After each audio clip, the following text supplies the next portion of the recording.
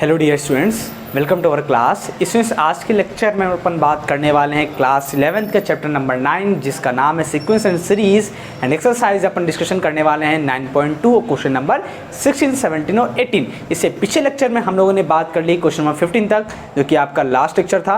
आज का जो लेक्चर है ये आपका इस एक्सरसाइज का लास्ट लेक्चर होने वाला है, क्योंकि लास्ट क्वेश्चन बचे हैं 16, 17 और 18। ओके, चलिए देखिए। और पहली चीज़, हाँ, जो सबसे इंपॉर्टेंट ये कि आपके जो क्वेश्चन है ये सभी आपके एनसीईआरटी बुक से रिलेटेड है। क्वेश्चन नंबर 16 आपका क्या है, ध्यान से समझिएगा और अच्छा क्वेश्चन है काफी, इसको मार्क कर लीजिएगा, इससे एग्जाम में आने की ज्यादा चांसेस हैं। ठीक है, क्वेश्चन क्या सुनिएगा। Between first and 31 m numbers have been inserted. क्या किया गया, बोला गया ये कि 1 और 31 के बीच में एम नंबर्स क्या किए गए, इंसर्ट किए गए हैं। इन सच अ वे, इस तरीके से इंसर्ट किए गए हैं कि रिजल्टिंग सीक्वेंस, जो आपकी रिजल्टिंग सीक्वेंस है वो एक क्या है, एपी है। And the ratio of 7th and m-1th number is 5:9। और क्या बोला गया कि 7th और m-1th नंबर्स का जो रेशियो है वो 5:9 है। तो find the value of m, तो आपको m की वैल्यू फाइंड आउट करना है।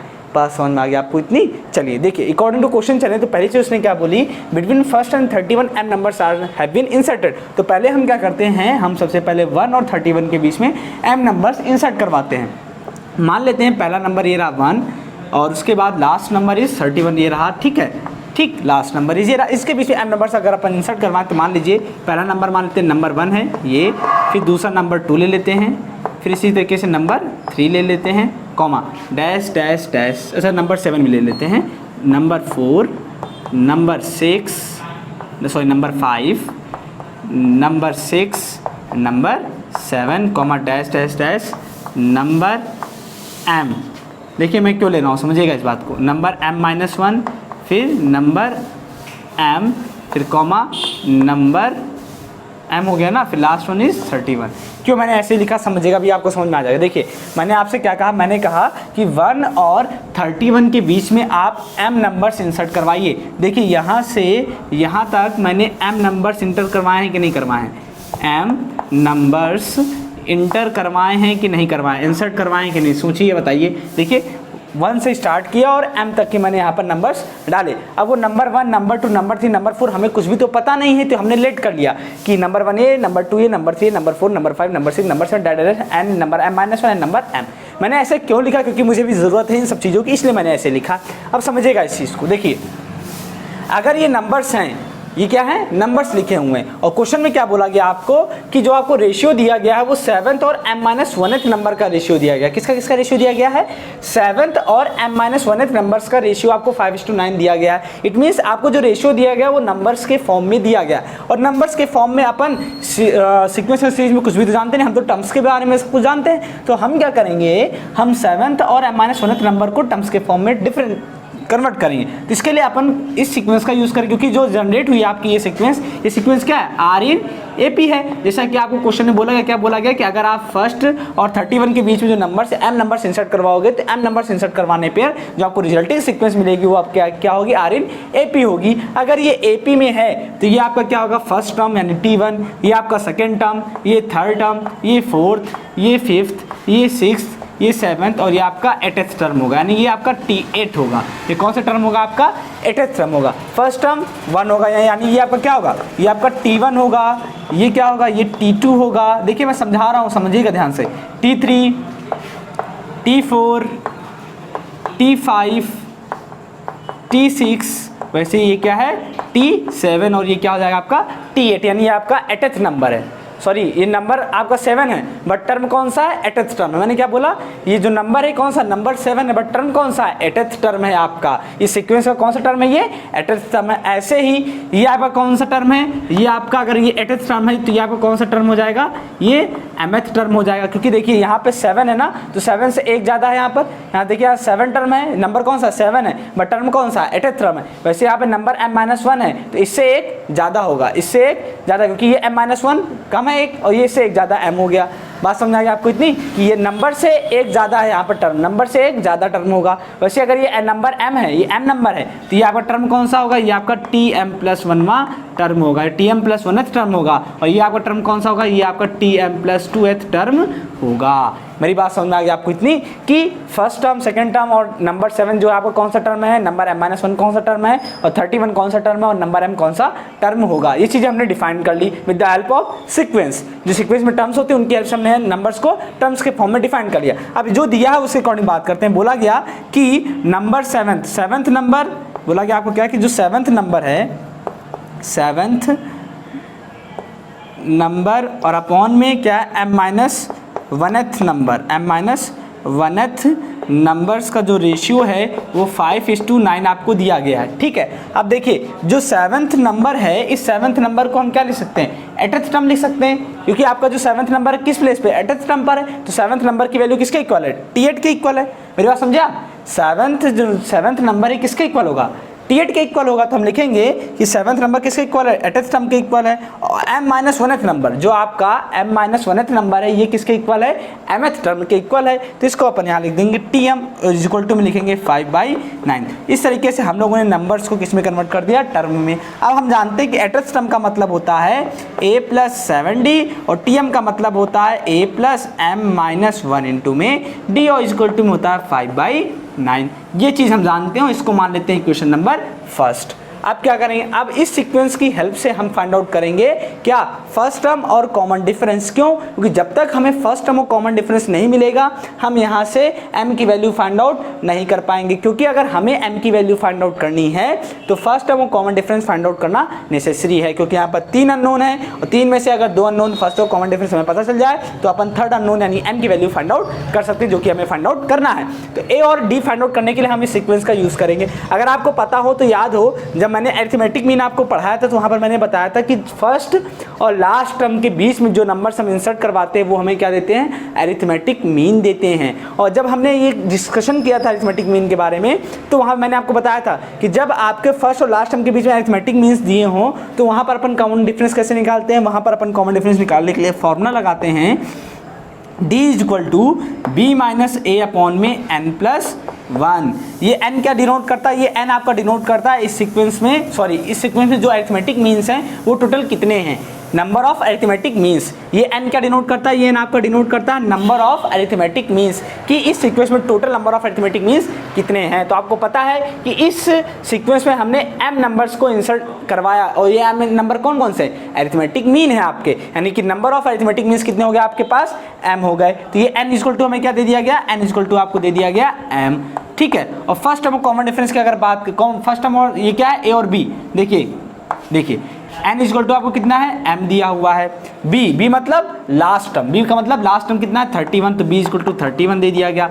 और फर्स्ट टर्म मतलब कि 1 यानी a इक्वल टू आपको 1 दे दिया। जिन स्टूडेंट्स ने अरिथमेटिक मीन वाला लेक्चर देखा है उनको ये सारी चीज़ें अच्छे से समझ में आ रही होंगी, इसलिए मेरी रिक्वेस्ट ये है कि जिन स्टूडेंट्स इन क्वेश्चंस को देख रहे हैं उन्होंने पिछला लेक्चर मेरा नहीं देखा तो पहले आप उस लेक्चर को ज़रूर देख लें, तब जा करके आपको ये क्वेश्चन अच्छे से समझ में आएगा।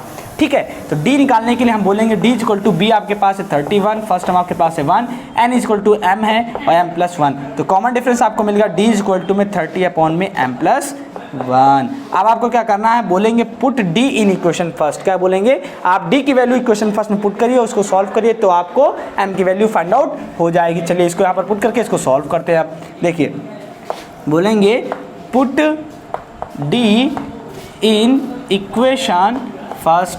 देखिए यहाँ से क्या मिलेगा आपको, a, देखिए यहाँ पे a की वैल्यू कितनी दी हुई थी आपको 1, और कॉमन डिफरेंस कितना है 30 अपॉन में m+1, तो a की वैल्यू भी पुट कर रहे हैं, पुट a एंड d लिखेंगे। आप बोलेंगे पुट a मतलब फर्स्ट टर्म, d मतलब common difference in equation first. तो क्या मिलेगा, देखिए 1 + 7 इंटू डी मतलब 30 अपॉन में m+1, और अपॉन में कितना मिलेगा आपको a मतलब फर्स्ट टर्म की वैल्यू 1 + m इंटू में m-1 इंटू में d कितना है 30 अपॉन में m+1, और इक्वल टू में 5 अपॉन में 9 आपको दिया गया है। ठीक है, यहाँ से अपन एलसीएम ले रहे हैं, जब एलसीएम ले लेंगे, ऊपर क्या ले रहे हैं एलसीएम, और नीचे भी अपन क्या लेंगे एलसीएम ले लेते हैं, तो थोड़ा अच्छा हो जाएगा।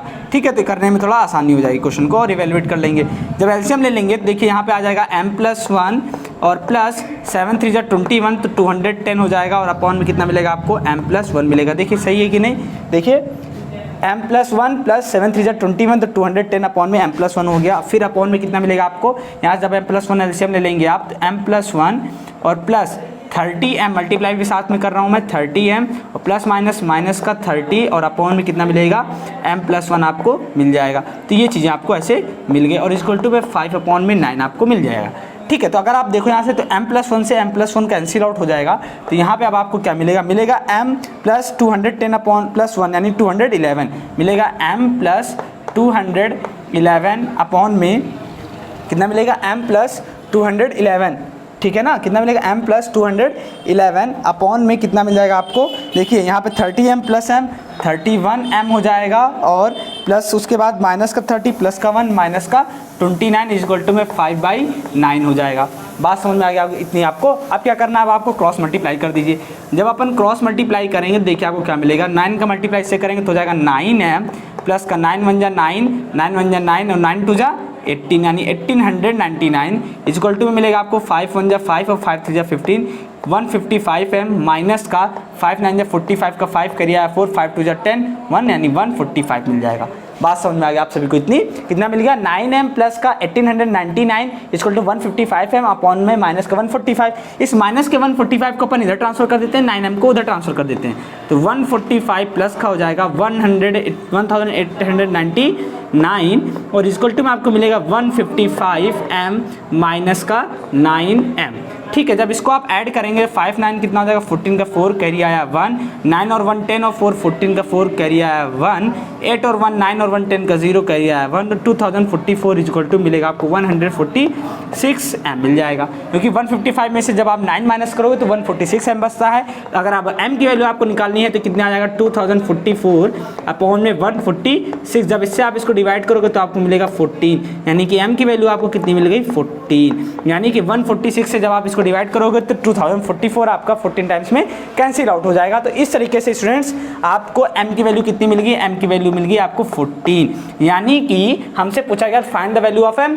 m मतलब क्या था, नंबर ऑफ अरिथमेटिक मीन्स। तो यानी कि जो आपके यहाँ पे टोटल नंबर्स डाले गए इंसर्ट कराए गए, कितने नंबर्स इंसर्ट कराए गए अरिथमेटिक मीन के 14 अरिथमेटिक मीन्स आपको इंसर्ट कराए गए। बात समझ में आ गई आपको इतनी कि क्वेश्चंस में क्या बोला गया था आपको m की वैल्यू फाइंड आउट करनी। बट m है क्या, m number of arithmetic means है जो कि हम लोगों ने 1 और 31 के बीच में इंसर्ट करवाए थे। तो उनकी वैल्यू कितनी आई आपके पास 14 आ गई। मीन्स आपने 14 नंबर्स को इंसर्ट करवाया 1 और 31 के बीच में। ठीक, जिन स्टूडेंट्स को इस क्वेश्चन में प्रॉब्लम हो रही होगी उसका सिर्फ एक ही रीजन है, क्या उन लोगों ने मेरा पिछला लेक्चर नहीं देखा। इसलिए आप लास्ट लेक्चर देख लीजिए जहां पर मैंने अरिथमेटिक मीन के बारे में सारी चीजें आपको बताई हैं, तब आपको ये क्वेश्चन और अच्छे से क्लियर हो जाएगा। ओके, तो चलिए अब हम बात करते हैं question number 17। Question number 17 interesting question है, वो आपका वर्ड प्रॉब्लम से रिलेटेड है, बड़ा अच्छा क्वेश्चन है। इसी तरीके से आपका क्वेश्चन नंबर 18 भी है, तो फटाफट आप इसे नोट डाउन कर लें, फिर हम बात करते हैं क्वेश्चन नंबर 17 और 18 पर। ओके, चलिए स्टूडेंट्स अब हम बात करते हैं क्वेश्चन नंबर 17 और 18 के बारे में। क्वेश्चन नंबर 17 आपका बहुत ईजी क्वेश्चन है, और देखने में थोड़ा सा लग रहा होगा कि आपको कैसे करना है, बट है बहुत ईजी क्वेश्चन। सीधे समझिएगा मैं समझाना क्या चाहता हूँ आपको। क्वेश्चन क्या है, सबसे पहले अपन उसको रीड करते हैं। A man starts repaying a loan as first instalment. एक आदमी है जो अपना लोन पे करना स्टार्ट करता है as a first instalment of ₹100। जब वो अपना लोन पे करना स्टार्ट करता है तो जो उसकी फर्स्ट इंस्टॉलमेंट होती है, उस फर्स्ट इंस्टॉलमेंट वो कितना रुपये पे करता है, ₹100 पे करता है। फिर क्या बोला गया क्वेश्चन में, if he increases the instalment ₹5 every month. अगर वो अपनी इंस्टॉलमेंट में जो उसकी इंस्टॉलमेंट जो पे कर रहा है लोन की, वो हर एक इंस्टॉलमेंट हर मंथ में क्या कर रहा है, 5 रुपीज़ इंक्रीज करते हुए चला जा रहा है। जैसे कि अगर उसने फर्स्ट इंस्टॉलमेंट ₹100 पे की तो नेक्स्ट सेकंड इंस्टॉलमेंट को क्या पे करेगा 105, फिर थर्ड इंस्टॉलमेंट को कितना पे करेगा 110, ऐसे ही फोर्थ इंस्टॉलमेंट कितना पे कर देगा 115। ऐसे ही वो हर मंथ में 5 रुपीज़ इंक्रीज करते चला जा रहा है अपनी इंस्टॉलमेंट में। तो बोला गया आपसे क्या कि what he will pay in the 30th instalment. तो वो 30th इंस्टॉलमेंट में वो कितना रुपये पे करिएगा ये हमें बताइए। क्वेश्चन ऐसा बोल रहा है आपसे, बहुत ही सिंपल है। हम कहेंगे कि 30th इंस्टॉलमेंट जो पे करना है उसको रुपये वो कितना पे करेगा, हम इसको आसानी से बता सकते हैं। कैसे, देखिए हम क्या देखने वाले हैं, हम सॉल्यूशन 17 देखने वाले हैं। देखिए कैसे, हम बोलेंगे कि फर्स्ट इंस्टॉलमेंट में उसकी फर्स्ट इंस्टॉलमेंट क्या है, फर्स्ट इंस्टॉलमेंट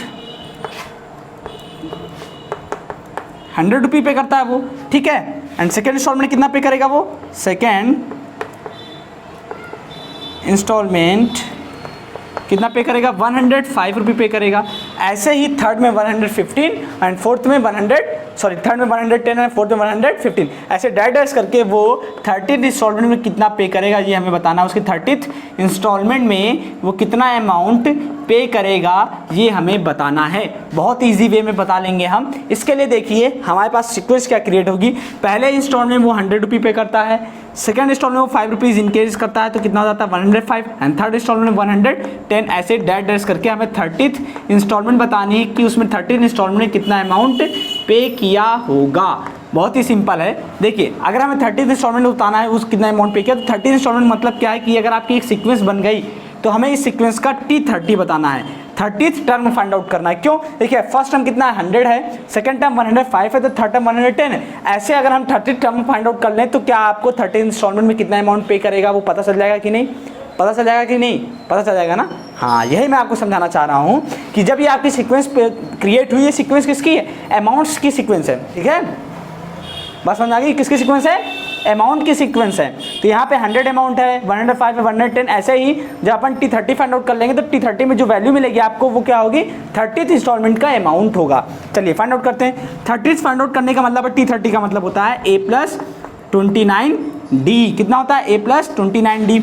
इसके लिए आपको क्या चाहिए होगा? फर्स्ट टर्म और कॉमन डिफरेंस मिल जाए तो आप फाइंड आउट कर सकते हो T30। तो बोलेंगे फर्स्ट टर्म कितना है? 100 है, फर्स्ट टर्म कितना है? 100 है, एंड कॉमन डिफरेंस कितना मिल जाएगा आपको? 5। क्योंकि फर्स्ट इंस्टॉलमेंट में 100 तो सेकंड इंस्टॉलमेंट 105, थर्ड इंस्टॉलमेंट 110। कब हो रहा है? जब सब में हम 5 इंक्रीज ऐड करते चले जा रहे हैं। ठीक है ना। तो ऐसे ही अगर फर्स्ट में यहाँ पुट किया मैंने 129, कॉमन डिफरेंस फिट किया 5, तो यहाँ आपको मिल जाएगा 245। तो T30 कितना मिलेगा आपको? 245, यानी जो 30 इंस्टॉलमेंट में अमाउंट पे किया, कितना पे किया? 245। तो यहाँ पे स्टेटमेंट लिखेंगे क्या कि man repaying a loan as a sorry ये बोलेंगे कि क्या बोला गया था आपको क्वेश्चन में? बोला गया था ये कि what he will pay in the 30th instalment. बोलेंगे ही पे 30th इंस्टॉलमेंट रुपये कितना? 245 रुपये वो पे करेगा 30th इंस्टॉलमेंट में। बात समझ आ गया आपको इतनी? चलिए अब हम बात करते हैं क्वेश्चन नंबर 18 पर। क्वेश्चन नंबर 18 आपका बहुत ही बढ़िया क्वेश्चन है, एग्जाम में ये कई बार पूछा गया है। क्वेश्चन नंबर 16 और 18 दोनों ही क्वेश्चन आपके अच्छे क्वेश्चन हैं। बात समझ में आएगा आप सभी को इतनी? चलिए देखिए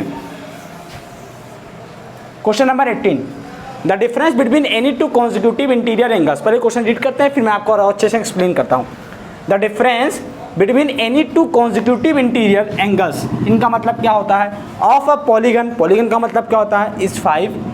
पहले इन टर्म्स को क्लियर कर लेते हैं। देखिए पॉलीगन का मतलब ये होता है कि क्या करते हैं अपन, किसी क्लोज फिगर की बात करते हैं। पॉलीगन की जब बात करें, पॉलीगन का मतलब होता है किसी हम क्लोज फिगर की बात करते हैं। और जो आपका क्लोज फिगर होता है वो आपका 3 साइड से, मिनिमम 3 साइड से मिलकर बनता है। मैक्सिमम कितनी भी साइड्स हो सकती हैं। जैसे कि अगर मैं बोलूँ आपसे 2 साइड से बना के दिखाओ, क्या आप 2 साइड से कोई क्लोज फिगर बना सकते हो? देखिए फर्स्ट सेकंड 2 साइड से इससे क्या क्लोज फिगर बन रहा है? नहीं। बट अगर आप 3 साइड से लेते हो तो देखिए 3 साइड से आपको कौन कौन से, ये आपको मिला है क्लोज फिगर, इसको क्या बोलते हैं अपन? ट्रायंगल बोलते हैं। 4 साइड से लेते हो तो आपका स्क्वायर फॉर्म होता है। फिर उसके बाद अगर आप 5 साइड से लेते हो तो आपका पॉलीगन फॉर्म होता है। 6 साइड्स लेते हो तो आपका हेक्सागन फाइंड होता था। ठीक है, ये आपका क्या हो गया? हेक्सागन हो गया, ये आपका पॉलीगन हो गया, ये आपका स्क्वायर हो गया और ये आपका ट्रायंगल हो गया। इसको क्या बोलते हैं? अपन ट्रायंगल बोलते हैं। आप सभी को पता अच्छे से, इसको क्या बोलते हैं? स्क्वायर बोलते हैं। और इसको क्या बोलते हैं? पेंटागन बोलते हैं। क्या बोलते हैं? पेंटागन। ठीक है, और इसको क्या बोलते हैं? हेक्सागन। बात समझिए आपको। तो इसी तरीके से ऑक्टागन, यानी 8 साइड होंगी तो ऑक्टागन, 10 साइड होगी तो क्या बोलेंगे उसको? डेकागन। इसी तरीके से सारे आपको पेंटागन मिल जाते हैं। तो कह रहा है कि मतलब क्या, उसमें बोला ये गया है कि समझ में पहली चीज़ तो ये कि आपको पेंटागन का मतलब समझ में, सॉरी पॉलीगन का मतलब समझ में आएगा। पॉलीगन का मतलब ये कि एक ऐसा क्लोज फिगर जिसमें कई सारी साइड्स हों। ठीक है, हम एक क्लोज फिगर की बात करते हैं जब पॉलीगन की बात करते हैं। ठीक है, अब यहाँ पर पॉलीगन उसने बोल दिया तो पॉलीगन बोल दिया, इट मीन्स वो कोई भी फिगर आपका हो सकता है। हेक्सागन भी हो सकता है, पेंटागन भी हो सकता है, स्क्वायर भी हो सकता है और ट्रायंगल भी हो सकता है। क्योंकि हमें इसके साइड्स का कुछ भी मालूम नहीं है, इसके साइड्स के बारे में कुछ भी मालूम नहीं, क्योंकि यहाँ बोला गया the number of the sides of the polygon. हमें इस क्वेश्चन में फाइंड आउट करना है कि इस क्वेश्चन में कि पॉलीगन का साइड्स कितनी होंगी ये आप बताइए। तो हमें नहीं पता कि पॉलीगन की कितनी साइड्स हैं, हम इन तीनों चारों में से कोई भी एक साइड्स मान लेंगे। मैंने जनरली आपको 4 बताए, होते और भी हैं, बट इन चारों में से हम कोई एक मान करके क्वेश्चन को सॉल्व करेंगे। ठीक है ना। आप देखिए चलते हैं क्वेश्चन पर। तो पहली चीज तो पॉलीगन का मतलब आप सभी को समझ में आ गया पॉलीगन का मतलब क्या होता है। अब क्वेश्चन पे चलते हैं, हेल्प ऑफ पॉलीगन। अब देखिए पॉलीगन की एक हेल्प लेते हैं, हम लेट कर लेते हैं, लेट पॉलीगन इज हेक्सागन। अगर अपन हेक्सागन ले लेते हैं एक पॉलीगन, कौन सा पॉलीगन ले लेते हैं, हेक्सागन ले लेते हैं, तो देखिए यहाँ से क्या मिलता है आपको, क्वेश्चन कैसे सॉल्व करना है। बोला गया है the difference between any two consecutive interior angles. Interior angles का मतलब होता है पॉलीगन के अंदर जो एंगल्स बनेंगे, जैसे ये एंगल हो गया, ये हो गया, ये हो गया, ये हो गया, ये हो गया, तो ये सभी क्या इसके इंटीरियर एंगल्स हैं। फिर क्या बोला गया, between any two consecutive interior angles. Consecutive interior angles का मतलब होता है ये फिर ये, या तो ये फिर ये, तो ये सभी क्या आपके कॉन्जिक्यूटिव इंटीरियर एंगल्स हैं।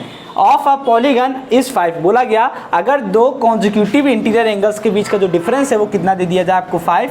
इट मीन्स वो क्या बोल रहा है, कह रहा है इस एंगल और इस एंगल के बीच का जो डिफरेंस है वो कितना दिया गया आपको 5। कितना दे दिया गया आपको 5 दे दिया गया है। तो if the smallest angle is 120 degree, और क्या बोल दिया, अगर जो इस पॉलीगन जो आपका पॉलीगन होगा उस पॉलीगन का अगर स्मॉलेस्ट एंगल 120 डिग्री है तो आपको उस पॉलीगन का साइड्स फाइंड आउट करना है। मान लेते हैं कि जो स्मॉलेस्ट एंगल है वो कितना 120 डिग्री ये रहा आपका, ठीक है। मान लेते हैं क्या आपका, ये आपका स्मॉलेस्ट एंगल, ये कौन सा एंगल है, ये आपका स्मॉलेस्ट एंगल है। कौन सा एंगल है आपका, स्मॉलेस्ट एंगल है। तो इस स्मॉलेस्ट एंगल का कौन सा हो गया 120 डिग्री, और बोला गया ये कि दो साइड्स दो एंगल्स के बीच का जो डिफरेंस है कॉन्सिक्यूटिव टू एंगल्स का जो डिफरेंस है वो कितना है 5। जाहिर सी बात अगर ये 120 डिग्री है और जो ये एंगल इनके बीच का डिफरेंस अगर 5 है, इट मीन्स इन दोनों को अगर ऐड करेंगे तो एंगल मिल जाएगा ना, कितना मिलेगा 125। बात समझ में आ गई आपको। अगर ये एंगल 120 डिग्री है और इनके बीच का डिफरेंस 15 डिग्री है तो ये कितना होगा 125, तभी तो 15 डिफरेंस मिलेगा। जाहिर सी बात है अगर 120 डिग्री है ये 125 है तभी तो 5 डिफरेंस मिलेगा ना। इट मीन्स अगर 5 डिफरेंस है इसका मतलब ये आपका 125 होगा। अगर ये 125 तो ये आपका 130, ये 135, ये 140 और ये 145। इट मीन्स आपको सारे एंगल्स मिल गए। अगर एंगल्स मिल गए तो आपको साइड्स फाइंड आउट करनी है। तो हम क्या करेंगे, जो एंगल्स मिले इन एंगल से हम एक सीक्वेंस क्रिएट करेंगे। कैसे, देखिए पहला जो एंगल आपका 120 degree, second angle is 125, third is 130, comma dash dash dash. अब देखिए लास्ट एंगल क्या होगा हमें नहीं पता, क्योंकि हमें यही नहीं पता कि कौन सा पॉलीगन है। तो हम कैसे डिसाइड कर सकते हैं कि लास्ट पॉलीगन आपका 140 या 145 होगा। लास्ट एंगल आपका जो होगा इंटीरियर एंगल 140 145 होगा। हमें बिल्कुल भी नहीं पता, कि हमें यही नहीं पता कि कौन सा पॉलीगन है तो इसमें कितनी साइड्स होंगी, ये हमें बिल्कुल भी मालूम नहीं है। अब हमें ये बताना है कि इस पॉलीगन में कितनी साइड्स होंगी वो बताना है। देखिए अगर साइड्स बतानी है, साइड्स का मतलब ये होगा, समझिएगा क्या मतलब होगा। पहली चीज़ जो ये 120 डिग्री 125 130 डिग्री एंगल दिया हुआ है, आपके दिमाग में सबसे पहली चीज़ ये आएगी कि हम एंगल से साइड्स कैसे निकाल सकते हैं। तो मैं एक बात बोलूँगा, मैं एक बात ये आपको बताऊँगा जो सबसे इंपॉर्टेंट है, कि किसी भी पॉलीगन में जितने इंटीरियर एंगल्स होते हैं, ध्यान से सुनिएगा मेरी बात को, बहुत इंपॉर्टेंट लाइन है, किसी भी पॉलीगन में जितने इंटीरियर एंगल्स होते हैं उतनी उसकी साइड्स होती हैं। जैसे कि अगर हम बात करें ट्रायंगल की, जैसे ट्रायंगल देखिए, सॉरी, जैसे अगर अपन ट्रायंगल बनाते हैं तो ट्रायंगल में इंटीरियर एंगल्स कितने होते हैं 1 2 3, इसमें साइड्स कितनी है 1 2 3। पेंटागन की अगर बात करें तो पेंटागन में कितने इंटीरियर एंगल होते हैं 1 2 3 4 5, साइड्स कितनी 1 2 3 4 5। स्क्वायर में देखिए, स्क्वायर में कितनी साइड्स होती हैं 1 2 3 4, एंगल कितने होंगे 1 2 3 4। तो आप क्या देख रहे हैं, जितने आपके साइड्स होंगे पॉलीगन में उतने आपके इंटीरियर एंगल्स होंगे। इट मीन्स कहने का मतलब ये number of sides is equal to में नंबर ऑफ इंटीरियर एंगल्स, यानी जितने इंटीरियर एंगल्स की नंबर होंगे उतने ही क्या होंगे, साइड्स भी आपके होंगे। तो अब इस कंडीशन जो मैंने अभी आपको लाइन बोली, इस लाइन को ध्यान रखिएगा, जितने साइड्स उतने ही एंगल्स होंगे, इंटीरियर एंगल्स किसमें, पॉलीगन में आपके, ठीक है ना। तो कहने का मतलब ये है कि जो नंबर ऑफ एंगल्स होगा वही नंबर ऑफ साइड्स होगा। अगर हम number of angles find out कर लें, इट मीन्स वो किसके इक्वल हो जाएगा, नंबर ऑफ साइड्स के इक्वल हो जाएगा। लेकिन number of angles find out करने के लिए आपको एक काम करना पड़ेगा। क्या, देखिए अगर मैं बोला आपसे फर्स्ट टर्म कितना दिया तो आप बोलेंगे फर्स्ट टर्म 120 डिग्री है, क्यों, क्योंकि ये आपकी क्या एक सीक्वेंस है, इस सीक्वेंस का फर्स्ट टर्म कितना है 120 डिग्री। कॉमन डिफरेंस की बात करेंगे तो आप बोलेंगे T2 माइनस T1 यानी 125 माइनस का 120 डिग्री इक्वल टू कितना मिल जाएगा आपको 5। तो कॉमन डिफरेंस आपको 5 मिल गया। बट अगर आपको क्या फाइंड आउट करना है, n फाइंड आउट करना है, तो n फाइंड आउट करने के लिए अगर आप सोच रहे हो ये वाला फॉर्मूला लगाने के लिए Tn इज इक्वल टू में a plus n minus 1 into में d, तो इसके लिए आपको फर्स्ट टर्म पता है, कॉमन डिफरेंस पता है, बट Tn आपको नहीं पता है। जब तक आपको Tn नहीं पता होगा आप n की वैल्यू फाइंड आउट नहीं कर पाएंगे। तो ये फॉर्मूला तो लगाने से नहीं रहे कि इससे आपका n की वैल्यू फाइंड आउट नहीं हो पाएगी। दूसरा एक फॉर्मूला है Sn इज इक्वल टू में n/2 2a plus n minus 1 into में d। तो यहाँ पे देखिए n आप निकाल सकते हो, बट इसके लिए आपको सम पता होना चाहिए, Sn पता होना चाहिए। तो मैं कहूँगा हाँ, इससे हम कुछ हेल्प ले सकते हैं। कैसे ले सकते हैं कि इस एंगल्स का सम फाइंड आउट कर लें, जो आपका ये पॉलीगन के जो एंगल्स दिए हुए हैं, इन एंगल्स का अगर अपन सम फाइंड आउट कर लें तो यहाँ उस सम की वैल्यू यहाँ पुट कर देंगे और एन की वैल्यू फाइंड आउट कर लेंगे। तो हम आपसे हम ये कहेंगे कि सर हम कैसे फाइंड आउट करेंगे एसन, हमें तो कुछ पता है नहीं, एसन कैसे फाइंड आउट कर सकते हैं। तो मैं कहूँगा यहाँ पर भी एक नोट है जो बहुत इंपॉर्टेंट है। क्या है, सुनिएगा ध्यान से। मैं बोल रहा हूँ किसी भी ट्रायंगल, किसी भी पॉलीगन के इंटीरियर एंगल्स का जो सम होता है, किसी भी पॉलीगन के इंटीरियर एंगल्स का जो सम होता है वो क्या होता है, बोलेंगे sum of interior angles of a polygon क्या हो जाएगा, n-2 इंटू में 180। ध्यान रहे, इसको याद रखिएगा। क्या याद रखना है, sum of interior angles of a polygon, किसी भी पॉलीगन के इंटीरियर एंगल्स का जो सम होता है वो n-2 इंटू में 180 होता है। फॉर एग्जांपल जैसे मान लीजिए अगर मैंने आपको ट्रायंगल दे दिया, ट्रायंगल के इंटीरियर एंगल्स का सम कितना होता है, 180 होता है, आप सभी जानते हो। ट्रायंगल के इंटीरियर एंगल्स का सम कितना होता है, 180 होता है। अब देखिए जो ये n आप देख रहे हो, ये n क्या रिप्रेजेंट कर रहा है, ये n आपका रिप्रेजेंट कर रहा है नंबर ऑफ साइड्स। n क्या रिप्रेजेंट कर रहा है यहाँ पर आपको, n रिप्रेजेंट कर रहा है नंबर ऑफ साइड्स को रिप्रेजेंट कर रहा है। ये साइड्स किसके, पॉलीगन के साइड्स को रिप्रेजेंट कर रहा है। जैसे देखिए अगर इस ट्रायंगल का हम ट्रायंगल ले लें तो ट्रायंगल में नंबर ऑफ साइड्स कितनी है, यहाँ पर 3 नंबर ऑफ साइड्स है, 1, 2 और 3, और इसके इंटीरियर एंगल्स का सम कितना होता है, 180 होता है। इट मीन्स अगर हम n की वैल्यू यहाँ पर पुट करें तो आपको इसके इंटीरियर एंगल्स का सम फाइंड आउट हो जाएगा। जैसे देखिए n की वैल्यू कितनी यहाँ पर 3 है, तो 3 - 2 इंटू में 180 आप करो, देखो 3 - 2 कितना होगा, 1 इंटू में 180 कितना मिल जाएगा आपको, 180 फाइंड आउट हो जाएगा। और आपको पता है कि ट्रायंगल के इंटीरियर एंगल का सम 180 होता है। ऐसे आप स्क्वायर का निकाल सकते हो, पेंटागन का निकाल सकते हो और हेक्सागन का भी निकाल सकते हो, या फिर कोई भी पॉलीगन आपको दे दिया जाए उस पॉलीगन का आप क्या फाइंड आउट कर सकते हो, इंटीरियर एंगल्स का सम फाइंड आउट कर सकते हो with the help of this formula. ठीक है, इसका मतलब क्या हुआ, हमें तो पता नहीं इस क्वेश्चन में कौन सा इंटीरियर कौन सा पॉलीगन है। क्या आपको पता है इस क्वेश्चन में कौन सा पॉलीगन है, नहीं पता, तो हम मान लेंगे कि ये हमको नहीं मालूम है कि इस पॉलीगन का कौन सा, सॉरी जो पॉलीगन है यहाँ पर कौन कितनी साइड्स इसमें हमें मालूम नहीं है। तो हम मान लेते हैं इस पॉलीगन में n साइड्स हैं, तो उन n अगर इस पॉलीगन में n साइड्स हैं, इस पॉलीगन में n साइड्स हैं, तो उन पॉलीगन्स के उस पॉलीगन के इंटीरियर एंगल्स का जो सम मिलेगा आपको क्या मिलेगा, n-2 इंटू में 180। तो वो वैल्यू हम क्या करेंगे, यहाँ पर पुट करेंगे, कहाँ पर, इस सम के फॉर्मूले में एसन के प्लेस पे क्या पुट करेंगे, n-2 इंटू में 180। क्यों पुट करेंगे, क्योंकि हमें पता है कि कौन सा पॉलीगन है, ये हमें नहीं मालूम, बट इतना पता है कि उस पॉलीगन के किसी भी पॉलीगन के इंटीरियर एंगल्स का जो सम होगा वो n-2 इंटू में 180 होगा। n क्या नंबर ऑफ साइड्स है जो कि हमें फाइंड आउट करना है। इसलिए हम क्या करेंगे, इस एन की वैल्यू यहाँ पर पुट करेंगे। जब अपन एस एन की वैल्यू यहाँ पुट करेंगे, देखिए कैसे पुट करते हैं, यहाँ से पुट करके सॉल्व करते हैं इसको। देखिए तो यहाँ क्या करेंगे, बोलेंगे formula S n is equal to में n/2 2a plus n-1 into में d। पुट करते हैं, एस एन कितना है, n-2 180 इजक्वल टू में n/2 2 इंटू में a कितना है 120 डिग्री प्लस n-1 इंटू में कॉमन डिफरेंस कितना है 5। ठीक है, अब आगे देखिए कॉमन डिफरेंस कितना यहाँ पर आया आपके पास 5 आया, डी की वैल्यू कितनी है 5 है। चलिए देखिए तो यहाँ से अपन जब सॉल्व करेंगे इसको तो कितना आएगा, देखिए 180n कितना मिलेगा आपको, 180n मिल जाएगा। देखिए यहाँ कितना मिल जाएगा आपको, इसका अंदर मल्टीप्लाई करिए 180n माइनस का 360 इजक्वल टू में, देखिए यहाँ पर कितना है, इसको अंदर मल्टीप्लाई करते हैं तो n/2 है यहाँ पर, और ब्रैकेट के अंदर 240 प्लस का 5n माइनस का 5। बात समझ आएगा आपको इतनी, क्योंकि इसका इससे मल्टीप्लाई करेंगे तो 12 टू 24 240 प्लस का 5n माइनस का 5 हो जाएगा। इस 2 को डिवाइड में इधर आ करके मल्टीप्लाई हो जाएगा तो 2 इंटू में 180n माइनस का 360 इजक्वल टू में कितना हो जाएगा आपके पास n, 240 माइनस का 5 करेंगे तो कितना हो जाएगा 235 हो जाएगा, 235 प्लस का 5n, फिर अगेन n का अंदर मल्टीप्लाई करेंगे तो क्या हो जाएगा 235n माइन प्लस का कितना हो जाएगा, देखिए प्लस का हो जाएगा 5n स्क्वायर हो जाएगा।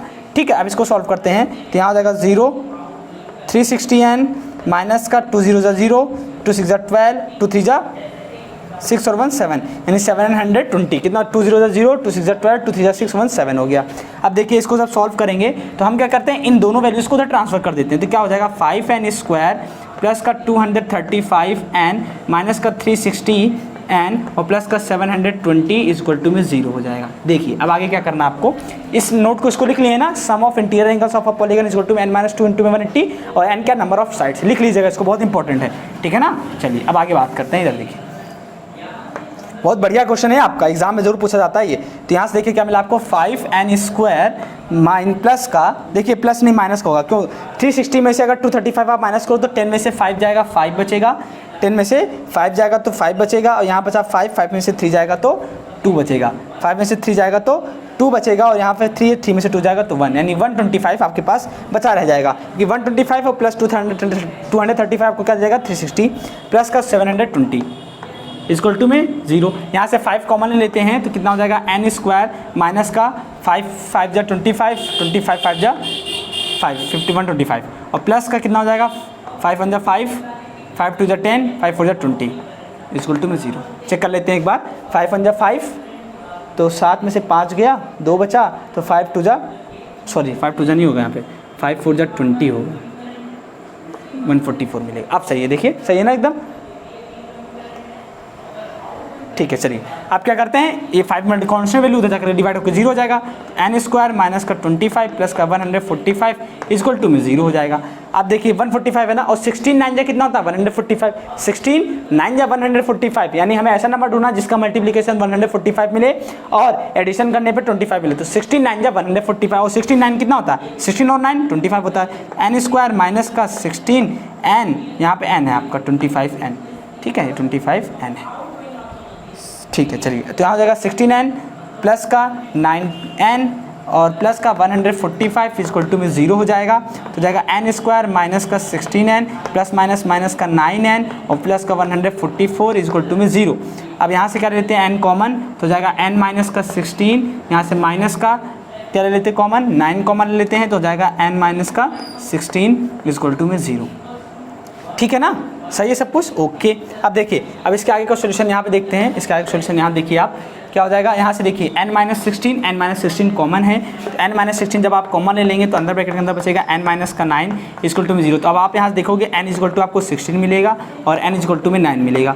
अब देखिए यहाँ पे n मतलब नंबर ऑफ साइड्स कितना मिलेगा आपको 16 मिला, और नंबर ऑफ साइड्स आपको कितना मिलेगा 9 मिल गया। लेकिन हम यहाँ पर किसी एक पॉलीगन, या तो पॉलीगन में नंबर ऑफ साइड्स 16 होगा, तो पॉलीगन में नंबर ऑफ साइड्स 9 होगा, दो में से कोई एक ही चीज़ हो सकता है। एक बात समझ पा रहे हो ना आप, क्वेश्चन में यहाँ पर दोनों में से कोई एक ही चीज़ का आंसर आएगा, यानी n इक्वल टू 16 होगा या फिर n इक्वल टू में 9 होगा, बट डिसाइड हमें करना है कि कौन सा आंसर यहाँ पर करेक्ट होगा, n इक्वल टू 16 करेक्ट होगा कि n इक्वल टू में 9 करेक्ट होगा, ये डिसाइड करना है। क्योंकि अगर आप अपना आंसर यहीं पे छोड़ दोगे तो आपको पूरे मार्क्स एग्जाम में नहीं मिलेंगे। सबसे मेन पॉइंट यहाँ पर स्टार्ट होता है क्या, कि n इक्वल टू 16 आंसर होगा कि n इक्वल टू 9 आंसर होगा। इसके लिए हम बोलेंगे कि हमारे पास जो सम था किसका, इंटीरियर एंगल्स का, जो किसी भी पॉलीगन के इंटीरियर एंगल्स का जो सम था क्या था, n माइनस का 2 इंटू में 180 था कि नहीं था, था ना। तो हम इसकी हेल्प से सिर्फ नहीं बता सकते हैं, इसके लिए हमें क्या करना होगा, सम फाइंड आउट करना होगा। क्या फाइंड आउट करना होगा, ये चेक करना होगा कि 16 यानी 16 साइड्स का जो इंटीरियर एंगल्स का सम आएगा। कहने का मतलब ये है, मेरी बात समझिएगा, देखिए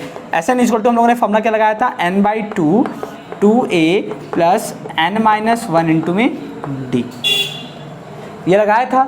या फिर हम क्या करें, यहाँ पे हम ये भी चेक करते हैं कि हाँ, एक बार हमें चेक करते हैं, देखिए हमें चेक कर लेते हैं, ऐसे करते हैं, देखिए जैसे मान लीजिए कि हमारे पास Tn इक्वल टू फॉर्मूला होता है a प्लस n-1 इंटू में d, ठीक है। हम इसे चेक करना क्या चाह रहे हैं, अभी आपको समझाऊंगा। n की वैल्यू 16 डालिए तो t16 इक्वल टू आपको मिलेगा, फर्स्ट टर्म कितना था 120 प्लस का n की वैल्यू कितनी है 16 माइनस 1, तो यानी हो जाएगा 15 इंटू में d कितना आपके पास था 5, तो यहाँ जाएगा 120 प्लस का 15 5 जा कितना होता है, तो यहाँ कितना हो जाएगा आपके पास 5 195, तो t16 की वैल्यू कितनी मिली आपको 195, सही है, ठीक है ना। अच्छा इसी तरीके से t9 फाइंड आउट करिए। देखिए 9th टर्म, t9 का मतलब क्या है 9th टर्म, क्योंकि यहाँ पे देखिए tn equal to a plus n-1 into d होता है। अगर हमें 9th टर्म फाइंड आउट करना है यानी t9 फाइंड आउट करना है, a प्लस 8d होता है, ठीक है। फर्स्ट टर्म कितना आपके पास है 120 प्लस का 8 इंटू में d कितना है 5 है, तो 120 40 यानी 160, तो आप क्या देखें कि आपको जो 9 टर्म मिला वो कितना मिला 160। अब समझिएगा आपको n = 16 लेना है कि n = 9, इस चीज़ को समझने की कोशिश करिएगा। देखिए अभी हम लोगों ने जो स्टार्टिंग में सीक्वेंस बनाई तो सीक्वेंस आपकी क्या बनी थी, यही तो बनी थी ना, 120 degree, 125 degree, 130 degree, dash dash dash, यही तो सीक्वेंस बनी थी। तो मैं बोल रहा हूं कि अगर इस सीक्वेंस से आपको n की वैल्यू क्या मिली, n की वैल्यू कितनी मिली आपको, 16 मिली और 9 मिली। इसका मतलब क्या कि इस सीक्वेंस में जो इंटीरियर एंगल्स हो सकते हैं वो आपके या तो 9 होंगे या तो 16 होंगे। क्या होंगे इंटीरियर एंगल्स, 9 होंगे या फिर 16 होंगे, क्योंकि जो आपको n मिला वो n आपका क्या डिनोट करता है, number of interior angles equal to में नंबर ऑफ साइड्स, दोनों चीजें डिनोट कर रहा है, क्योंकि दोनों चीजें कैसी हो आपस में इक्वल होती है in polygon case of polygon में। पॉलीगन के केस में दोनों चीजें आपके इक्वल होती है, कौन सी, number of sides and number of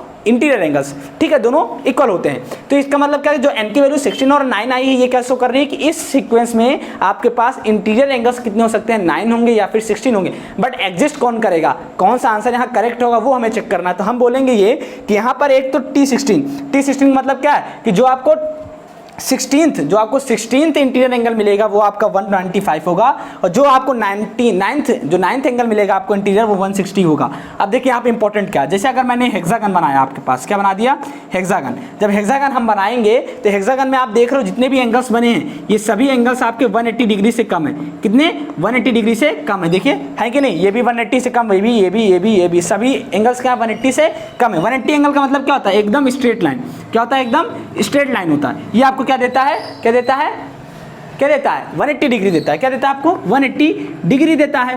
but अगर हम 180 डिग्री या 180 डिग्री से ज़्यादा की बात करें तो आपको यहाँ पर कोई भी क्लोज फिगर नहीं मिलेगा। इट मीन्स क्लोज फिगर कहने का मतलब ये है कि आपको ना तो क्लोज फिगर मिलेगा ना तो आपको कोई पॉलीगन मिलेगा। इसलिए हम बोलेंगे कि जो आपका T16 यानी n = 16 पर आपको एंगल जो मिला 109, तो यहाँ से T16 = कितना मिलेगा आपको, 195 मिला, यहाँ T9 = 160 मिला, यानी 9th टर्म 160 और T16 195, जो कि ये आपका एग्जिस्ट नहीं करेगा, क्योंकि आपका इंटीरियर एंगल्स 195 हो ही नहीं सकता कभी भी, क्योंकि ये आपका 180 से कम होगा या फिर 180 के बराबर भी नहीं होगा, हमेशा 180 से कम होगा, कौन, इंटीरियर एंगल्स। इसलिए n = 16 को हम नेग्लेक्ट करेंगे और n = 9 लेंगे और यही आपका आंसर हो जाएगा। तो हम बोलेंगे क्या कि sides of the polygon is 9। क्या बोलेंगे, sides of the number of sides of the polygon क्या हो जाएगा, 9 हो जाएगा। यानी कि इस क्वेश्चन में पॉलीगन के साइड्स कितने होंगे आपके, 9 होंगे। एक बात यहाँ देखिए, इस क्वेश्चन मैंने आपको 3 इंपॉर्टेंट बात बताई। पहला, sum of interior angles of a polygon कितना होगा, n-2 में 180।